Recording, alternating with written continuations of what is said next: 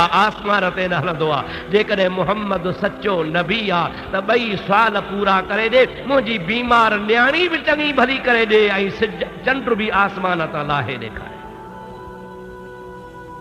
یہ بئی سوال کھڑی آمنہ جے لال جے دربار میں پہتو آ چاو سبحان اللہ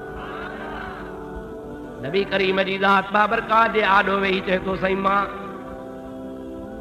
چند سوال کھڑی آیو آیاں پہریں تو مجھو نالو بدھایو گوٹھ بدھایو بے نمبر میں مجھے دل جا سوال بدھایو پورا بھی کرے جو وارحمت للعالمین تو تا قربان ونیا پان مرکی فرمائن تھا تو یمن جو آن تو جو نالو حبیبا پان کو نہ آئیو آن تو کہ ابو جہل گھرائیو آن ابو جہل جے آڈو تو ڈراڑ ہنی آئیو آن چویں تو تب سوال دل میں سانڈے ونیا تو ہکڑو دعا وارو سوال آ بیو چندر لاہن وارو سوال آ ہانے بدھی چجا ماں محمد کریم تو کے بدایا تو یمن میں تو جی دھی چنگی بھلی بھی تھی ویا تا کلموں بھرے مسلمان تھی ویا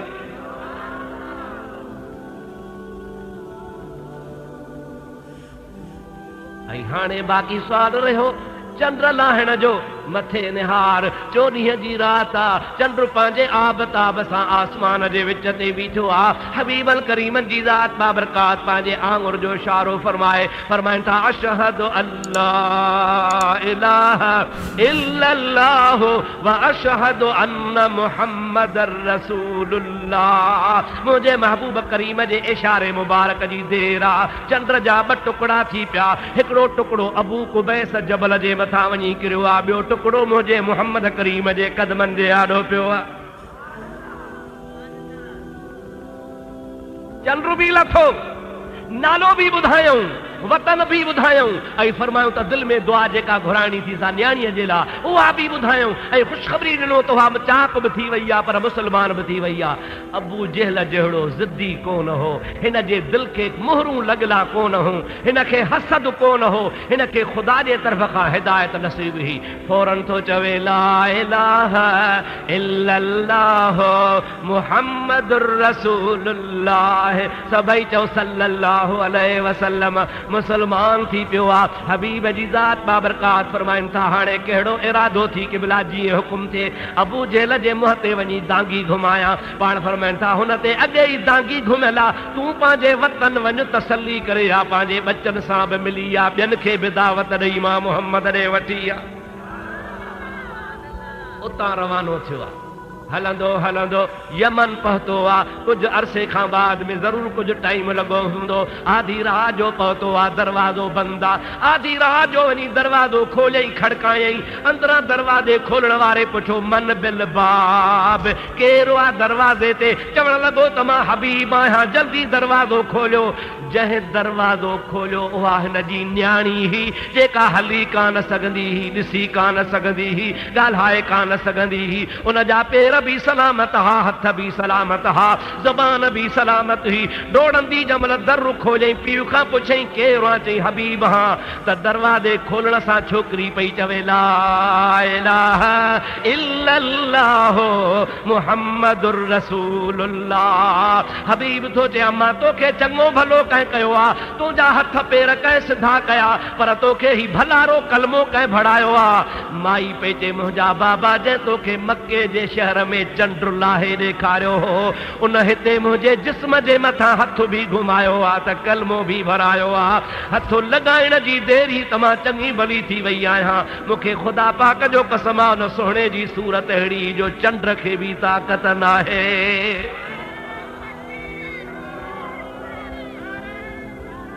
یا رسول اللہ حق چاریا بھٹائی سا چندوا چندر تنجی ذات ماں پاڑیاں نہ پری اساں تو اچھو مجرات پر سجن صدائی سوجھرو او مجھا پیارا دوست عزیز ہانے مکھے بدایت اللہ تعالیٰ فرمائے تو لا الہ الا اللہ دعویٰ ہے محمد الرسول اللہ ان جو دلیلہ اہڑو تا دلیلہ جو یمن وارے کے پک تھی وئی تو محمد کریم سچو رسولہ وہ جو کو سچو رسولہ ان جی زبان تا لا الہ الا اللہ واری دعویٰ بھی سچی آ لا الہ الا اللہ خدا جے وحدانیت جو دلیلی مجھے محمد کریم جی ذات چو سبحان اللہ، زور سان چو سبحان اللہ۔ ہاں مارو کو صرف دعویٰ ای دلیل جی ہکڑی گال کئی، بی برہان جی مانا ہے معجزو۔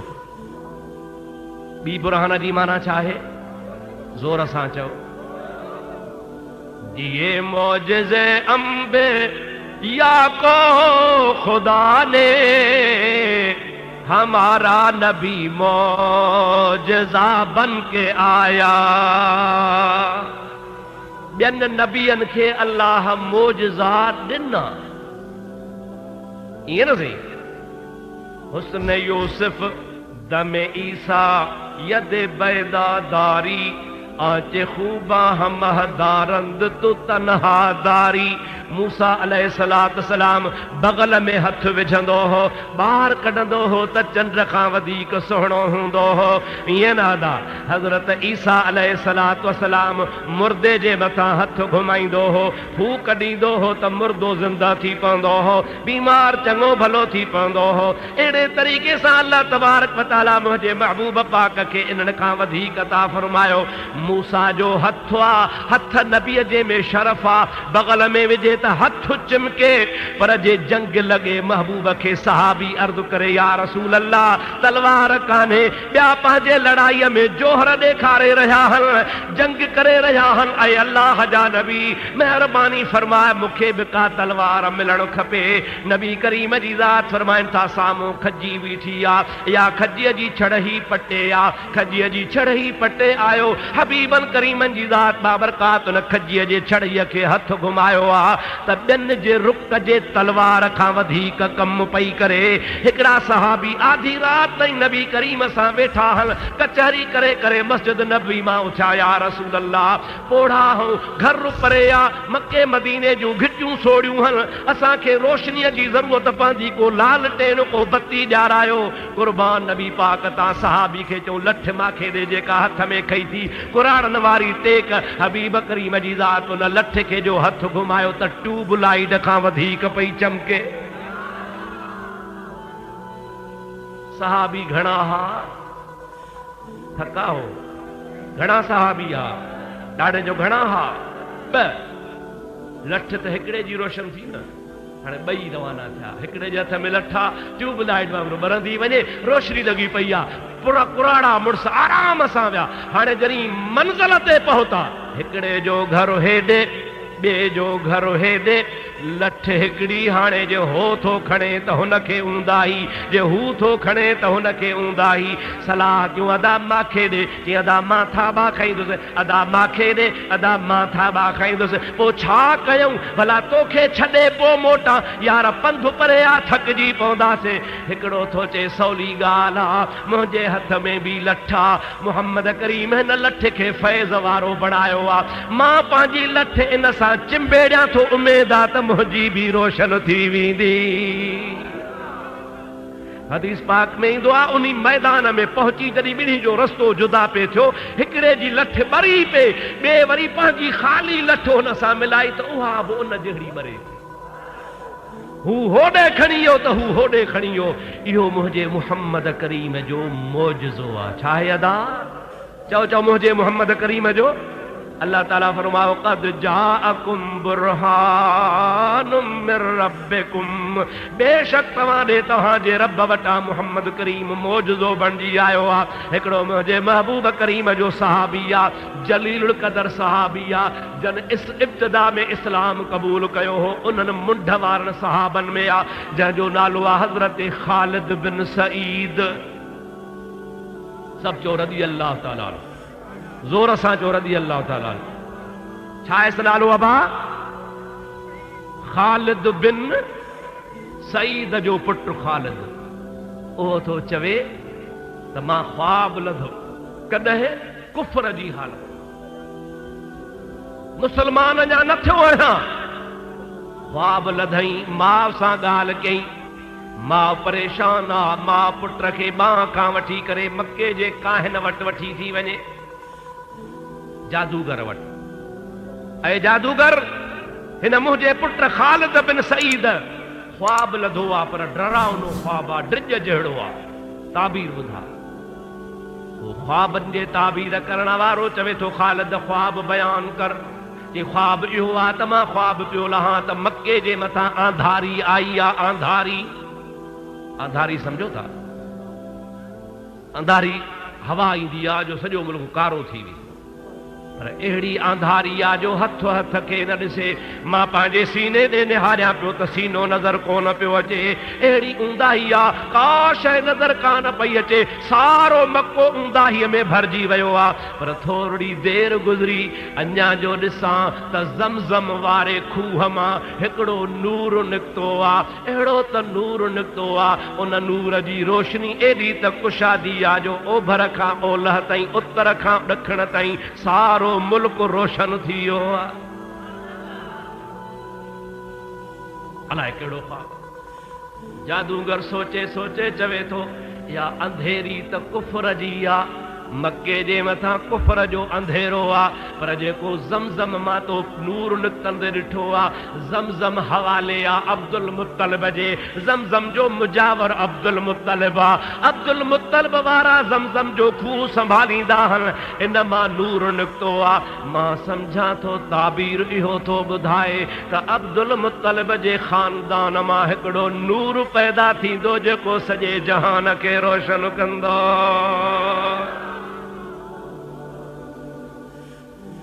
बस ताबीर कराए मोटी आयो।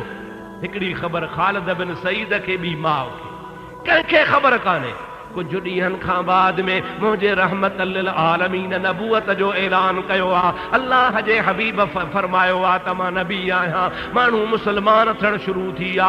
ख़ालिद बिन वलीद खे बि, हज़रत ख़ालिद बिन सईद खे बि ख़्यालु थियो, उहो बि नबी पाक जी दरबार में क़दमनि में वञी वेठो। अर्ज़ कई या रसूल अल्लाह, मुस्लमान थियण आयो आहियां। पाण फरमाऊं कलमो भर। चईं न, लेखे सां कलमो भरींदुसि। कहिड़ो लेखो? चई मूंखे तो दलील जो, मूंखे मुतमइन कयो, मूंखे का निशानी ॿुधायो। उहा निशानी अहिड़ी हुजे जो मूंखे पक थिए त बराबरि तव्हां नबी आहियो। मुंहिंजे महबूब करीम खिली ॾिनो। खिली फरमाइनि था ओ ख़ालिद बिन सईद, जेको ज़मज़म जे खूह मां नूर ॾिठो हुई सो मां मोहम्मद करीम आहियां।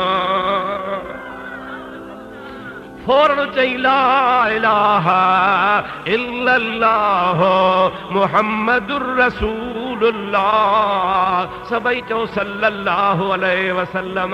मुस्लमान थी पियो आहे मुंहिंजे महबूब मोहम्मद करीम जी ज़ात बाबरकाह जे क़दमनि में किरी इस्लाम क़बूल थो करे। रब पाक तरी फरमायो त क़द जाअकुम बुरहानुम मिर रब्बिकुम व अंज़लना इलैकुम नूरम मुबीन।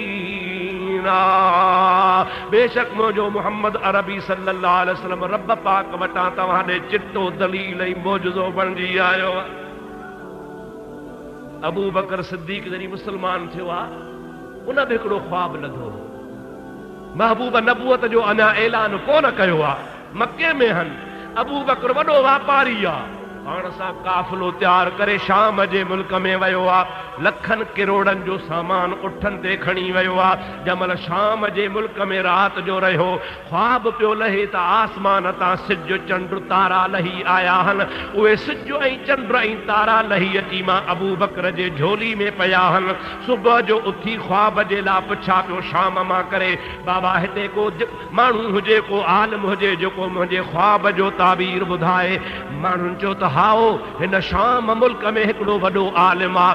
आलिम ख़ाली कोन्हे बल्कि उन सां गॾु वॾो पीर आहे। ख़ाली आलिम ऐं पीर कोन्हे बल्कि वॾो अमीर तरीन माण्हू आहे, इल्म जो साहिब आहे। उन वटि वञ, तोखे ख्वाब जो ताबीर उहो ॿुधाईंदो, ॿियो को कोन ॿुधाईंदो।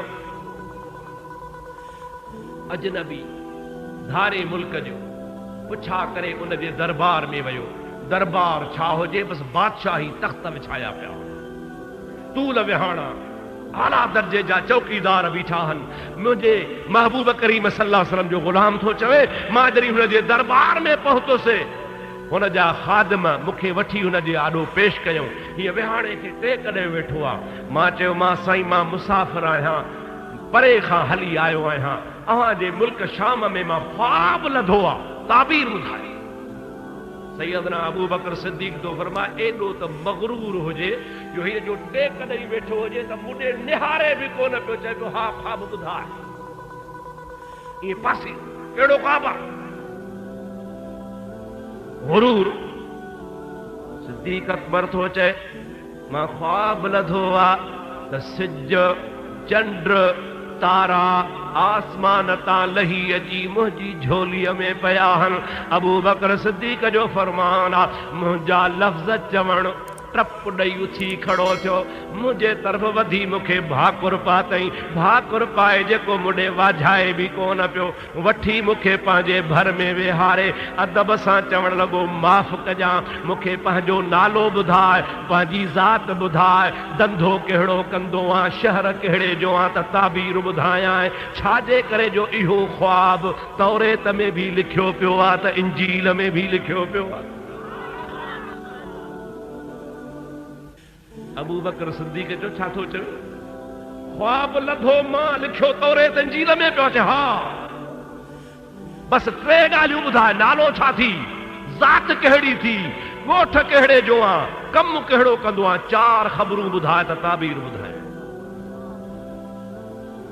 نالو آ ابو بکر پٹر ہاں ابی کو حافے جو قوم مہنجی قریشی قبیلے سان تعلقہ رہن وارو مکے جے شہر جو آیا دندھو مجھو واپارا چیار تو کے لکھ مبارکوں ہو جن توریت میں انجیل میں زبور میں لکھلا تا ابو بکر بن ابی قحافہ قریشی مکے جو رہا کو واپاری شام جے ملک میں خواب لہندو کیڑو خواب لہندو تا آسمان تا سج چنڈ تارا ان جے جھولی میں لہی ایندا ان جو تعبیر بھی توریت انجیل زبور میں لکھو پیو آ کیڑو ان جو تعبیرا چے تعبیر ان جو ایہو آ تا آخری نبی محمد جو پہرو پہرو خلیفو ایہو تھی دو ایمان میں پہرے پہرے ایہو آنی دو نبی جے روزے میں نبی کا بعد میں پہرو پہرو امتی بھی دفن گڈ تھی دو اے قیامت جے دہاڑے نبی سان گڈ محشر جے میدان دے اٹھندو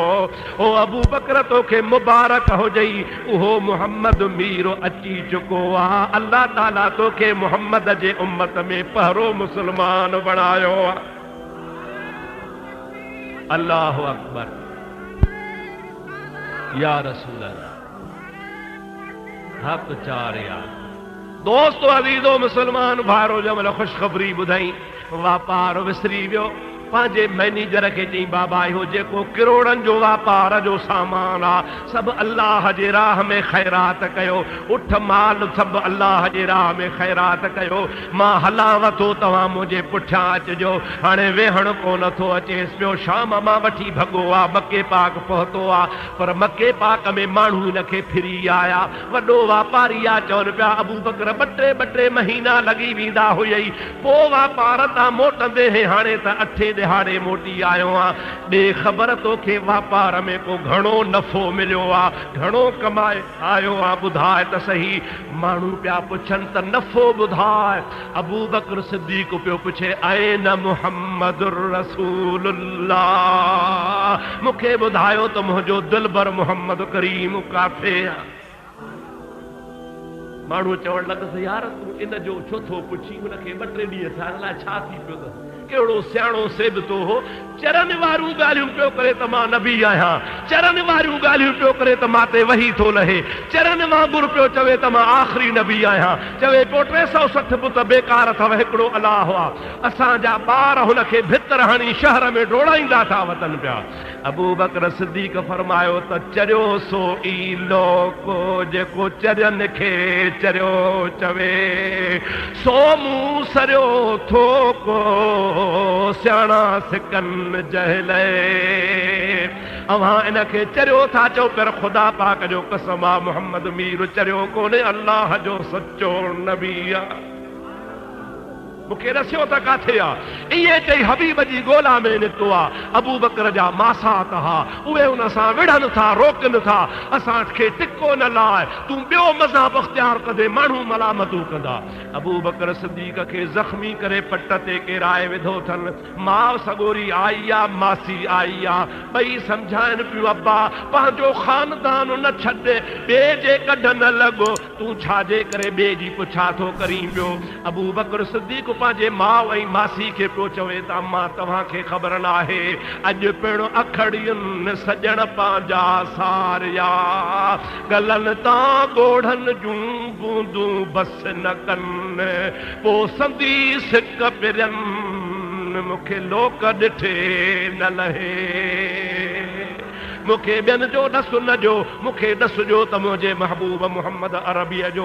सभिनि चयोसि छॼो ही चरियो थी पियो आहे, हबीबनि वटि आयो आहे। नबी पाक काबतुल्लाह जे दीवार खे टेक ॾियो बीठो आहे। अबू जहल ॿारनि खां पथर बीठो हणाए, को बि मुस्लमान कोन थियो आहे। अबू बकर ते नबी जी नज़र पई आहे, नबी करीम ते अबू बकर जी नज़र पई आहे। सिद्दीक़ अकबर अर्ज़ थो करे, या हबीब अल्लाह, हिननि निभागनि खे को मौजज़ो ॾेखार, हे मन तुंहिंजे मौजज़े खे ॾिसी इस्लाम आणनि। पाण फरमाइनि था, ख़तम अल्लाहु अला कुलूबिहिम व अला समइहिम व अला अबसारिहिम ग़िशावतुन व लहुम अज़ाबुन अज़ीम।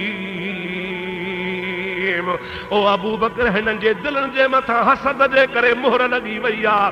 मौजज़ो बि भाग वारे खे कमु ॾींदो आहे। क़िबला मूंखे तसल्ली थिए। पाण फरमाइनि था, जेको शाम में ख्वाब लधो हुई सो मां मुहम्मद जो मौजज़ो आहे। अल्लाहु अकबर, या रसूल अल्लाह, या अली। दोस्तो अज़ीज़ो, तॾहिं त अल्लाह ताला फरमायो, या अय्युहन नासो क़द जाअकुम बुरहानुम मिर रब्बिकुम, ऐ इंसानो बेशक तव्हांजे रब वटां बुरहान आयो आहे। हिजरत वारे दिहाड़े मुंहिंजो हबीब पाक अबू बकर सां गॾिजी करे 3 रातूं गार में रही करे जमल मदीने रवानो थियो आहे। रस्ते में हलंदे हलंदे हबीबन करीमन पंहिंजे मौजज़े जो इज़हार फरमायो आहे। अबू बकर सिद्दीक़ खे फरमाइनि था, मां हिन वण जे हेठां वेहां थो, इहो साम्हूं तंबू नज़र थो अचई, खीमो नज़र थो अचई, इन में औरत वेठी थी, उनखे चओ त असां मुसाफ़िर आहियूं, असांखे खीर ॾियो। अबू बकर सिद्दीक़ हुन वटि वियो, माई चयो त धण छुड़ी वियो आहे, खीर आहे कोन, हीअ बीमार बकरी धण में हलण जहिड़ी कान्हे का। उन खीमे वारी माईअ जो नालो आहे उम्मे माबद। नबी करीम खे मोटी अची हवाल कई, या रसूल अल्लाह, उन वटि बीमार बकरी आहे, धण छुड़ी वियो आहे, चवे थी शाम जो खीर ॾींदसि। हबीब अबू बकर खे रवानो कयो आहे त माईअ खे चओ त मोकल ॾे त बीमार बकरी मां खीर मां थो कढां। साईं बि आया, सिद्दीक़ माई खे चयो, अम्मा मोकल ॾे, ॿधण तुंहिंजो शाम ईंदो, हिन बीमार बकरी मूं भला खीर कढूं। माई मथे निहारे चई पई, अबा कहिड़ो सेबतो आहे, कहिड़ो सुहिणो आहे, ॻाल्हियूं वरी चरण वारियूं पियो करे, जेका रिढ़ी न थी सघे उहा खीर काॾों ॾींदी। अम्मा तूं रुगो इजाज़त ॾे, कढण वारो पाण ई कढंदो। माई खिली थी चए, मोकल अथव, भली खीर कढो। फमसहहु बियदिहिल मुबारक, हबीब करीम पंहिंजो बरकत वारो हथ बकरीअ जे मथां घुमायो आहे। हदीस पाक में ईंदो आहे, बीमार बकरी उथी खड़ी थी आहे, ओगर वरण शुरू करे ॾिनई। हुन जा थण ईअं सुजी पिया जीअं फूकणो सुजंदो आहे, उस मोहिजी वई, हुन जा थण ज़मीन सां लॻा। पाण इशारो फरमायूं, कुरारी थांव खणी आ। माई ड्रोड़ी हिकिड़ी वॾी चाॾी खणी आई। अबू बकर ॾुहे तो बकरीअ जा हो खीर सां चाॾी भरिजी थी वञे। माई ॿी खणी आ, ॿी भरिजी वई, टीं खणी आ, टीं भरिजी वई। हता दिलनि जा पाणी हारे, उहो दिलनि वारो पाणी उन जे बजाए खीर भरियो वियो, उहे दिला भरिजी आ। अटे जा थांव ख़ाली कयूं, उहे भरिजी विया, पर बकरी जो ओगर पियो हले, खीर थणनि मां वहे पियो। माई हैरत में अची करे महबूब ॾे निहारे चई पे, सोहणा सच ॿुधाए, लिक न कजां, मां सम्झां थी त मुहम्मद करीम तुंहिंजो नालो आहे। हबीब करीम जी ज़ात बाबरकात ख़ामोश हन। अबू बकर सिद्दीक़ थो चे कुरारी तोखे कीअं ख़बर पई? माई थी चवे त इहे कम मुहम्मद मिठे खां सवा ॿियो करे ई कोन ॾेखारींदो। हबीब त बहानो बणायो आहे खीर जो, पर मुस्तफ़ा मुंहिंजे घर खे आबाद करण आयो। अल्लाह अकबर, या रसूल अल्लाह, या अली। दोस्तो अज़ीज़ो, पाण हुन जे सॼे घर खे खीर करे रवाना थी विया। हुन जो पुटु जेको हो शाम जो बकरियूं चारे वापसि आयो, परे खां छॾींदो अचे, ओ अम्मा जीव बचा, अम्मा जो मूं बकरियुनि खे जूह चारी आहे, गाह जाम खारायो आहे। अॼु मूं वारियूं बकरियूं सॼो धण तोखे खीर ॾींदियूं, वॾी चाॾी पंहिंजी भरिजी वेंदी। अम्मा वारो कर, जल्दी धोई आहे। माउ खिली थी चए, बाबा अच, सॼो घर खीर ई खीर लॻो पियो। अम्मा हे काॾहों आयो? ॾिस हो बीमार बकरी संग ही अञा बीठी थी। अम्मा छा थियो? माउ राज़ लिकाए थी त मतां कावड़ जे मके जा माण्हू अञा इस्लाम कोन सभिनी क़बूल कयो आहे। माउ खे शक थी पियो आहे त मतां पुटु कावड़ जे त मुहम्मद खे छो घर आंदी। चवे थी, अब्बा हिकिड़ा बजणा हा, हेड़ा आर पार हा, उम्मे माबद निशान ॿुधाया। इस सूरत नूं मैं जान आखां, जान आखां के जाने जहान आखां। इस सूरत नूं मैं जान आखां, जान आखां के जाने जहान आखां। सच आखी ते रब दी शान आखां, जिस शान तू शाना सब बणिया। अहिड़ी सोहणी सूरत वारो हो जो सिज बि हुनजे ॾाढो शर्मिंदो पियो थियो। उन मुंहिंजे बकरीअ जे मथां हथ घुमायो आहे। बकरी चङी भली थी पई आहे, सॼे घर जा थाम भरिजी विया आहिनि। माउ अञा ॻाल्हि खे लिकाए पई। पुट जे अखियुनि मां ॻोढ़ा वही आया। ओ अम्मा, तूं मखौं थी ॻाल्हि लिकाई, मां वरी तोखां पे ॻाल्हि लिकाई। मां सच ॿुधायां थो, इहो मुंहिंजो ढोलण मुहम्मद मीर हो। मुंहिंजी अम्मा केतिरा ॾहाड़ा थिया आहिनि जो चोरी चोरी मां नबी जो मुस्लमान थी उम्मती बणिजे कलमियो भरे आयो आहियां। अॼु नबी पाक मुंहिंजो मदीने पे वियो। अॼु हबीब जी ज़ात बाबरकात मुंहिंजे अंगण खे उजारींदा विया, इन बहाने सां पेर घुमाईंदा विया। अम्मा, ख़बर नाहे तोखे कलमो नसीब थियो अलाए कोन। माईअ खे अखियुनि मां ॻोढ़ा अची चवे थी, अब्बा मां बि कलमो भरियो आहे, ला इलाहा इल्लल्लाहु मुहम्मदुर रसूलुल्लाह। सभई जो सल्लल्लाहु अलैहि वसल्लम। अल्लाह ताला तरी फरमायो, क़द जाअकुम बुरहानुम मिर रब्बिकुम व अंज़लना इलैकुम नूरम मुबीना। ओ इंसानो, मां मुहम्मद करीम खे सरापा तव्हां ॾे मौजज़ो बणाए मोकिलियो आहे। हबीब पाक पेरनि खां वठी करे मथे ताईं, मथे खां वठी करे पेरनि ताईं सॼो मुहम्मद करीम मौजज़ो ई मौजज़ो आहे। अल्लाह ताला शल तव्हां असांखे नबी जो इश्क नसीब फरमाए, महबूब जी मोहब्बत नसीब फरमाए, हबीब जो अदब नसीब फरमाए, सोहणे नबी जी दामन नसीब फरमाए। मरूं त मरण वेले मुस्तफ़ा जी सूरत आॾो हुजे, कलमो भरियूं ला इलाहा इल्लल्लाह मुहम्मद रसूलुल्लाह। क़बर में वञूं त माइटनि मिटनि खां अॻे मुहम्मद मीर बीठो हुजे। मलाक चन मा कुंत तक़ूलु फी हक़ हाज़र रजुल, हिन जहिड़ा छा चवंदे त परे खां ॾिसी चऊं हाज़ा मुहम्मदुर रसूलुल्लाह। अल्लाह सही शल तव्हांजा असांजा सभिनि जा बेड़ा पार करे मियां साहब वारनि खे ख़ुदा सदाई बरकतूं नसीब करे जो अहिड़ा मौक़ा फराहम कनि ऐं तव्हां असांखे अलाह अलाह जे हबीब जो शान ॿुधाए दिलि ठारण जो मौक़ो नसीब फरमाए। वमा तौफ़ीक़ी इल्ला बिल्लाह व आख़िर दावाना अनिल हम्दुलिल्लाह रब्बिल आलमीन। या अल्लाह असांजी हाज़िरी क़बूल फरमा। या अल्लाह मियां साहब जे माल में, ईमान में, बचन में बरकतूं नसीब फरमा।